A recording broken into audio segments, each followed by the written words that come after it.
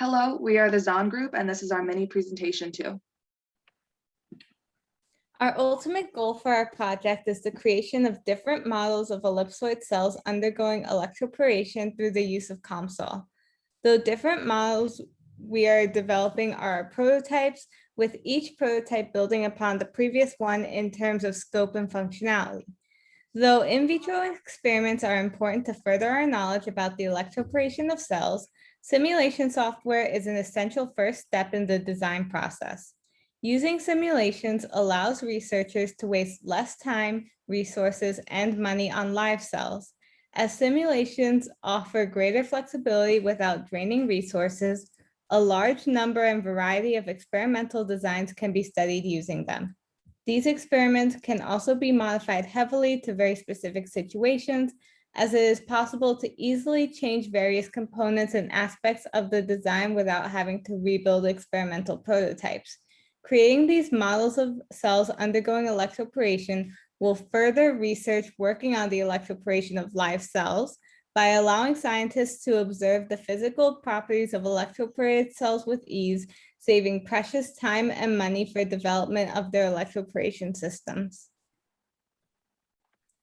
The first prototype we created was a general vertical ellipsoid undergoing electroporation. Its major axes were perpendicularly aligned with the anode and cathode, generating constant voltage. In the fall semester, when first learning to use COMSOL, we started by making models of spherical cells, which would later evolve into ellipsoid cells.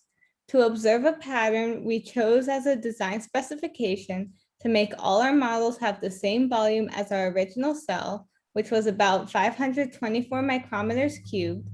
Though we kept the volume constant, we changed the length of the cell's axes in order to see how the change in geometry would change the degree of electroporation. The second prototype we're working on is arranging ellipsoid cells at varying orientations in relation to the voltage plates. The design specifications for this prototype include the testing of 4 different angles: 30, 45, 60, and 90 degrees. In addition to this, we kept the volume of the cells consistent with that of the first prototype. Observing the effects of varying the orientation is significant in order to see how it will affect the degree of electroporation. It's likely that different cells will have different areas of membrane being electroporated depending on how they're oriented in relation to the plates. This is important for researchers to note because if cells exist in suspension and exist in random orientations, it's beneficial to understand how the cells can still undergo electroporation at these random orientations.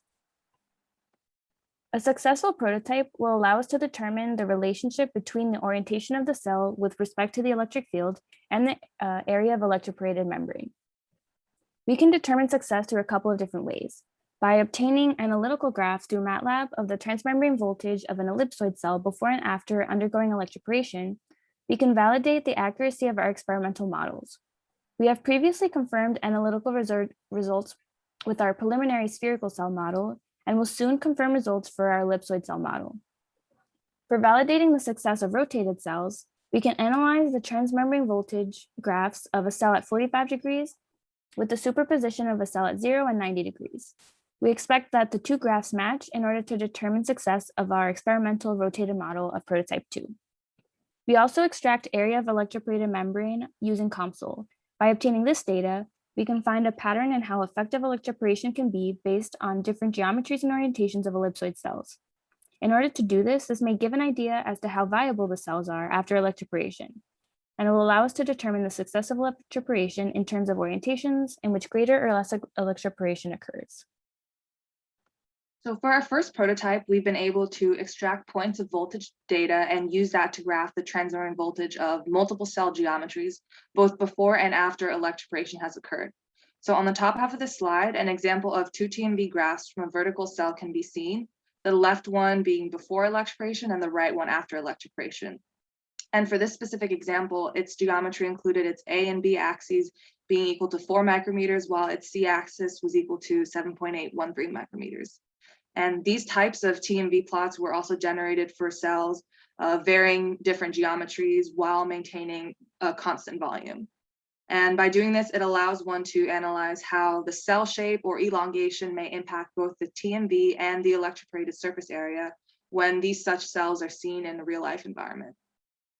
And for our second prototype, we once again are working on creating these TMV graphs for both before and after electroporation, but this time for cells rotated at different angles. By doing this, it would allow one to compare the electroporated surface area between all these different orientations.